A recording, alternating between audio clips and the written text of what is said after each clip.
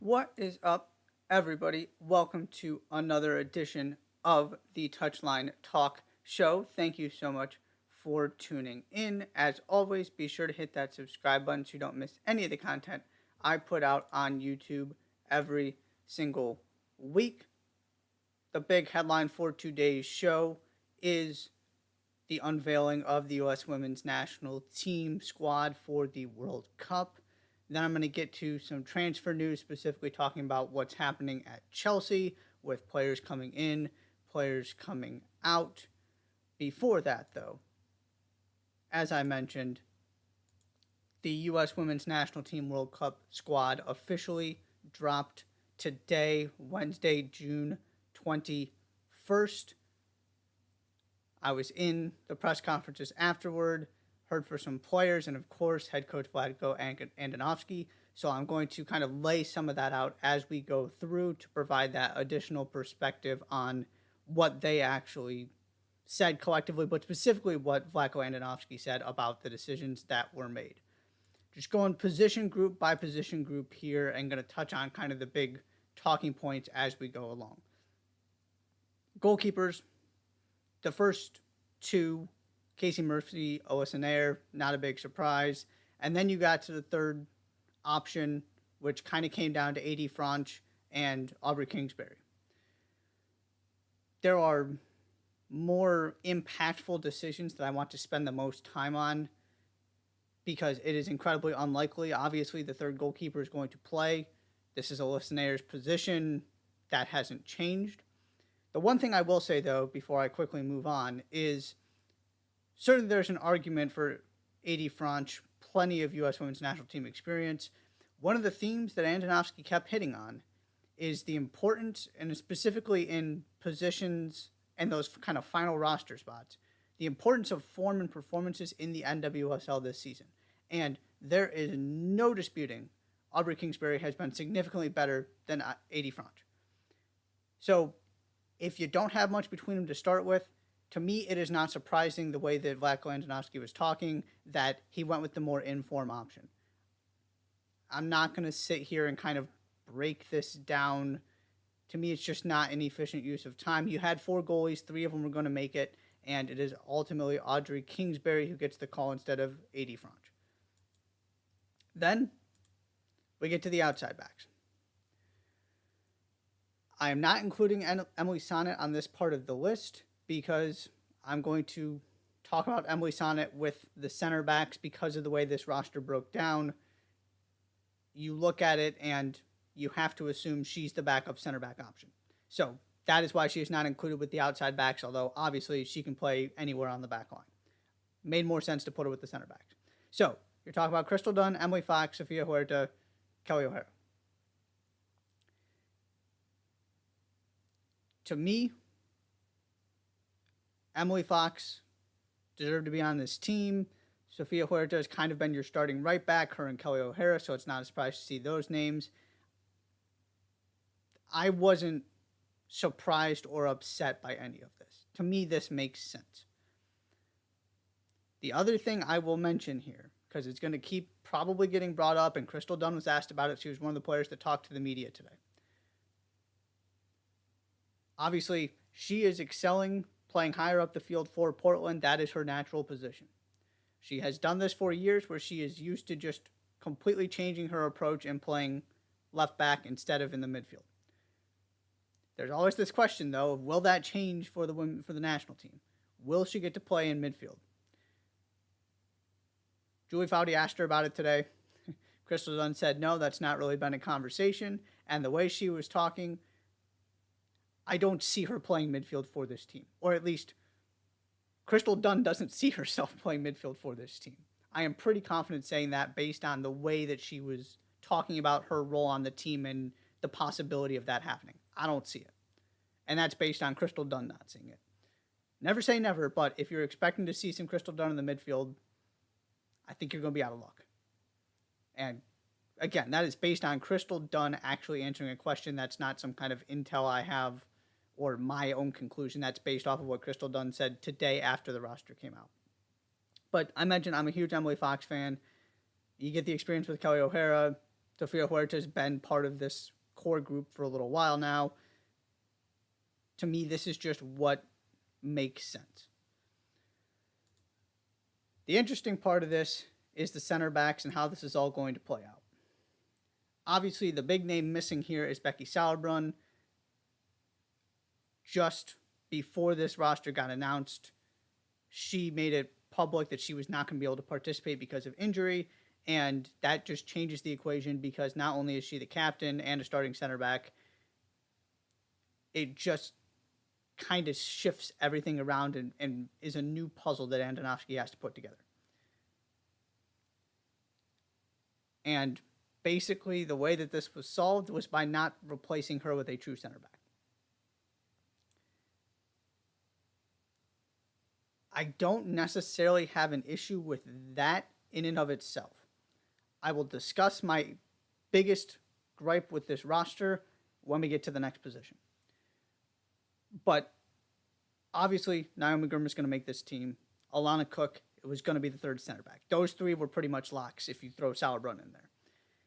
And so then you start looking at, okay, so what are your other options to fill this slot that was going to be Becky Sauerbrunn? And one option is bringing Emily Sonnet as your emergency center back. And so basically just kind of adding an extra versatile defender, which in a squad with 23 instead of 26 players has a significant amount of value. Or you can start looking at other center back options, and specifically Tierna Davidson. I would not have an issue with Tierna Davidson making this team at the expense of one of the outside backs. What I will say, though, is, again, the big takeaway I had from Andonovski talking, well, I guess it was two things, and both of them play in here. One, the importance of form when making those difficult decisions, and two, the versatility part. And so two of your kind of next options in defense are Casey Kruger and Tierna Davidson, who are playing for what is far and away the NWSL's worst defensive team. Now, that doesn't mean they can't have a spot on the roster because club-wise it's not going well. But when you're trying to break ties and you have some of your other options playing for a team that's really struggling and struggling in the area that they are responsible for, I totally see why Vlatko Andonovski went the way he did with this and chose to kind of just piece together the extra center back options. Because you have to assume, Naomi Girma is starting, and you would have to assume that's your starting center back duo, her and Alana Cook. Now, I'm going to switch and start talking about the holding midfielders to continue this conversation and where my concern is, because it relates to the center backs. So Julie Ertz makes this team. Not surprising, especially with some of the players who weren't available. You had some roster spots open up. And so your three holding midfielders on this team, Julie Ertz, Christy Mewis, Andy Sullivan. I'm just putting them together as the players who could possibly play at that number 6 position because the other 4 midfielders are more focused up the field. So these are just kind of your, if it wasn't Julie Ertz, as she's been gone from this team, you've seen a lot of Christy Mewis and Andy Sullivan filling in for her. So I just put all 3 of them together. My big concern is that one of the things Vlatko Andonovski said was that there has been conversation and consideration given to playing Julie Ertz at center back because of the situation and because you don't have Becky Sauerbrunn. Which makes a lot of sense because, again, you get extra roster spots by having somebody like Julie Ertz and somebody like Emily Sonnet who can play center back and can play other positions. So you can mix and match if you need to. But what that leaves you, if Julie Ertz is one of your center back options, is the possibility that you don't have Julie Ertz playing holding midfield for you, playing in that number 6 position. In which case, you are right back where you've been the past couple of years with the same players who have been unable to adequately replace what Julie Ertz gives you. It is my one criticism and my one issue with this team heading into the World Cup above all else. I talked about this after qualifying. They have not figured out how to replace Julie Ertz in that number 6 spot. And it's been a lot of Andy Sullivan, and it's been some Christy Mewis. And so when Julie Ertz got brought back into the fold, kind of out of nowhere, and it became clear that the plan was to take her to the World Cup, or at least open the door for that possibility, I stressed how important of a development that was for this team. To me, if you are not 100% confident that Julie Ertz is going to be playing in the midfield in every game that you want to put your best 11 out for, Sam Coffey should have been on this roster. I don't know what else Sam Coffey has to do to prove that she deserves the legitimate opportunity to play that position. Because it's not like the other options have been so good that there's just no room for her to get a chance. And clearly she is just not one of Vlatko Andonovski's people. Or at least not yet. And of course, she's super young in her career. But I would have had her on this plane. Because to me, she is the best alternative at this moment in time to Julie Ertz. And now that you're bringing in the possibility of Julie Ertz playing center back in an emergency situation here, because you only have 2 center backs on the roster, and maybe the plan is to use Emily Sonnet exclusively as a center back, and, you know, if you have the ability to rotate in game 3, it's Sonnet starting at center back and Ertz is going to play midfield, and it's just we've thought about this, we don't want to actually bring her to center back. I don't know that part. But to me, the biggest risk, the biggest decision was not having a second holding midfielder that you feel confident can go in and do the job to a level close to Julie Ertz. And Sam Coffey and Julie Ertz are not the same player, but they command the midfield in a way that you have not seen Christy Mewis and Andy Sullivan do.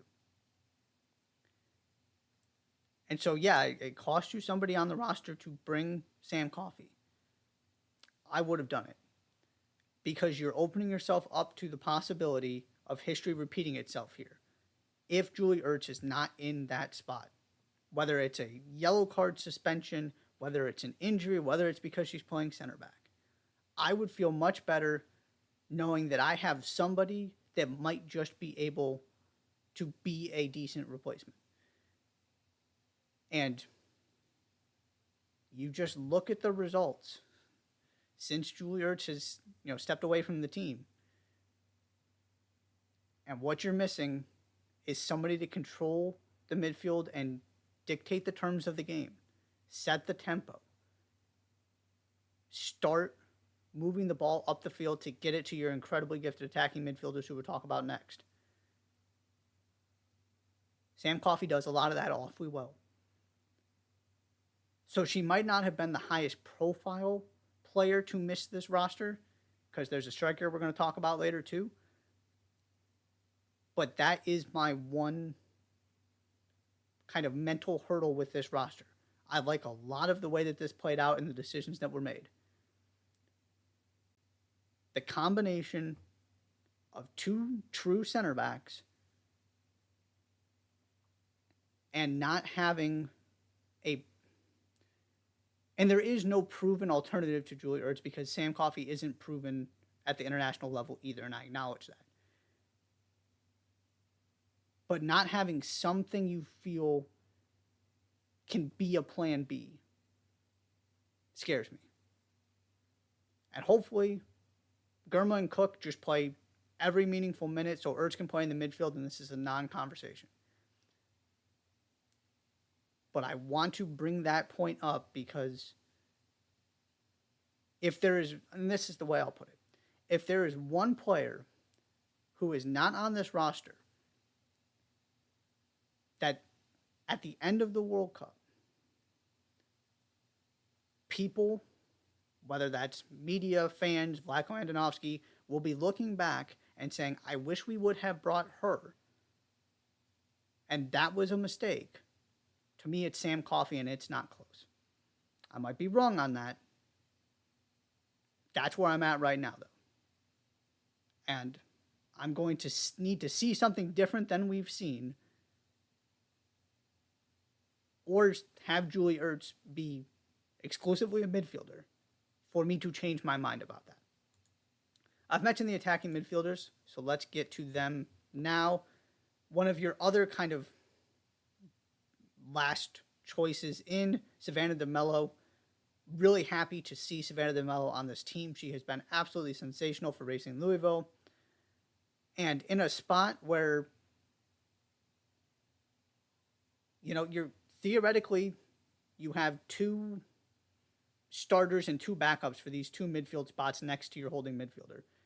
And obviously, Lindsey Horan and Rose Lavelle would have had to do something absolutely incomprehensible to not make this team. And Ashley Sanchez has been consistently part of this group. So those three were pretty much locks. But you got the option for the fourth player. And, there were, Christy Mewis can play higher up the field. You had some different options. But to me, Savannah DeMello has done more than enough to earn this opportunity. And it's not like you're trying to make decisions for, 6 months from now. You're starting this camp soon. You're playing games in a month. Go take the informed attacking midfielder who's scoring goals, it seems like, every single week. And that's all you're going to ask her to do, right? She's not going to start. She's not going to have this huge responsibility. But if you are looking for somebody to change a game off the bench, to provide something, that spark, that moment of quality, to me, that is your best option outside of the three that you were already going to choose.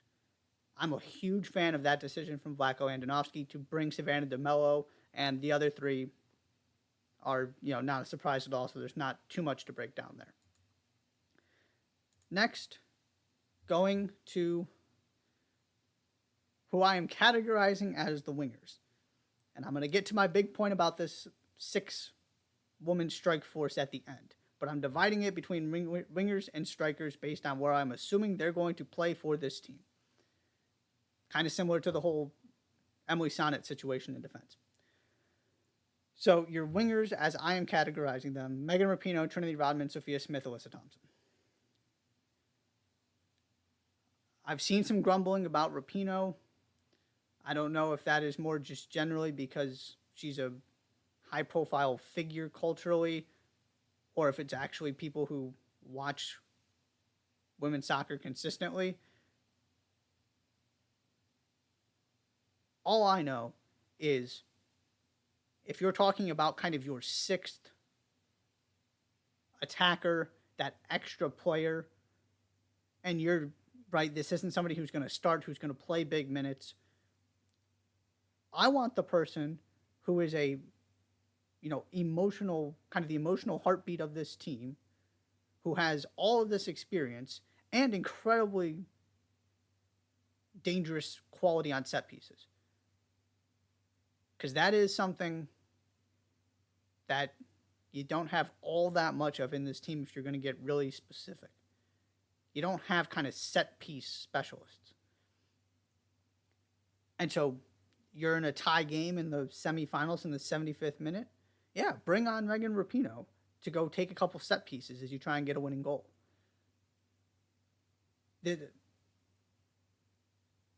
She had to, it's not about whether she right now is a quote-unquote better player than whoever you would have brought, let's just say Midge Purse. It is about which player adds the most value collectively and improves your chances of winning the most. And there are not 6 attackers who provide more contributions toward winning a World Cup than Megan Rapinoe.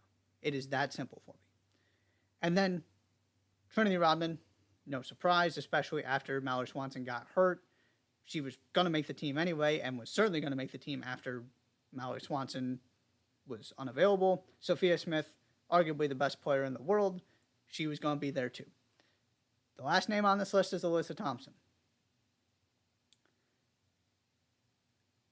I don't know if I've actually talked about this on video all that much, but Alyssa Thompson is currently carrying an NWSL team in attack. Well, taking high school classes. She is that good already. There are not 4 more dangerous wingers in the league right now than her. This is not about the future. This is not about preparing her and just kind of giving her the benefit of the doubt because she's clearly part of the long-term plan for this program. This is about her having earned this spot now. She is that good. And again, you've got to assume the starters are going to be Trinity Rodman and Sophia Smith on the wings. Who do I want coming in the 75th minute of a 1-1 game or an extra time against tired defenders? I want Alyssa Thompson, who is so good one-on-one and so dynamic and so technically gifted. I absolutely love this. I am 100% here for it. I would have had this exact same group. So I have no complaints in that area whatsoever. I am thrilled for Alyssa Thompson. She earned this. This is not about some kind of long-term investment. She deserves a spot on this team because of what she is doing for Angel City. And then finally, you have the strikers. I am considering Lynn Williams a striker because you would have to assume she's the first choice if Alex Morgan, for whatever reason, is not starting.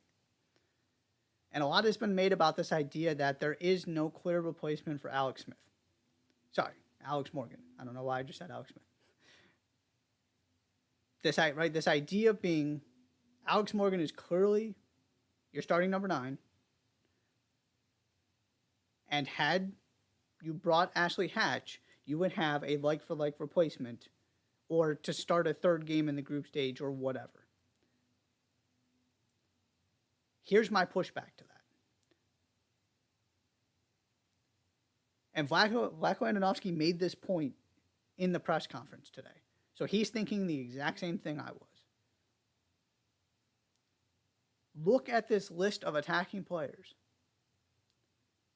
Lynn Williams plays as a striker for her club. Trinity Rodman plays in a striker-like position for her club. Sophia Smith plays as a striker for her club.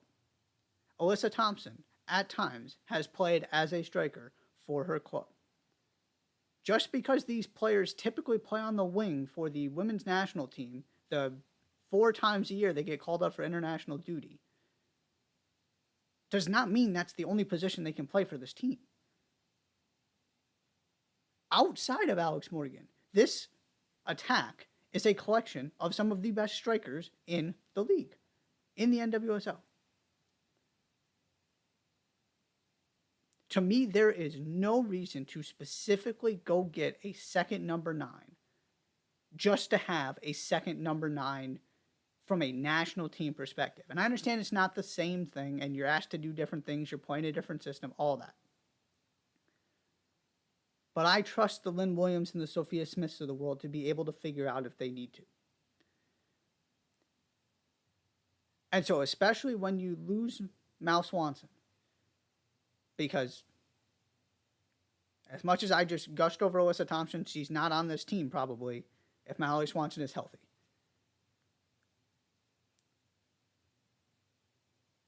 just take the best alternative. And if you want to say that you like Ashley Hatch better than Lynn Williams, that's a fair issue to have, a fair conversation, a fair point to raise. And that's one of those things you don't know what the right answer is. Lynn Williams could go score 3 goals in this tournament, and you could argue that Ashley Hatch would have scored the exact same 3 if she were in that position. Who knows how this plays out? Or, Lynn Williams has a bad moment, and you would argue that Ashley Hatch would have finished that opportunity, but you also don't know that. So this again goes back to what I've been harping on about form. Lynn Williams has been phenomenal for Gotham. Just got a new contract. She's been terrific. Ashley Hatch has been really good too. I have brought up last week, actually, on this very show, I brought up this idea that the analytics, the expected goals will tell you that Ashley Hatch should be scoring even more than she is. Can only trust expected goals so much. It was a really close call. But that's the debate to me, that's the debate you're having here, is which player would you rather have? It's not about the position. Because honestly, all these players are being forced to play out of their natural position for the U.S. women's national team, not the other way around. The team they train with every day, the team they play with for 75% of their season, most of these quote-unquote wingers are strikers or have some situations where they play in that position. And this is what I love about Sophia Smith. I have never seen a player so good at every aspect of every position along the front line that can slide so seamlessly between winger and striker. Her all-around skill set is remarkable. But she's a striker. She doesn't have to play there. But to me, in her most natural position, all other things being equal, she's a number 9. So I am not worried at all about this idea that you don't have a second striker. You got plenty of players that can play that position. The goal should be, especially with this attack and how many incredible options you have, go pick your best 6. The 6 you think are going to contribute the most to winning. You know you have a striker in Alex Morgan. She's one of the first players you're going to pick. After that, go get a couple of true wingers. That's done. Megan Rapinoe, Alyssa Thompson. And then just pick your best players, whoever you want to go with. Don't worry about whether they're strikers or wingers, because it's with this team in particular, they're so versatile, it's all the same thing in the end. They can do whatever they need to for this team. I'm not worried about it. So that is your U.S. Women's National Team roster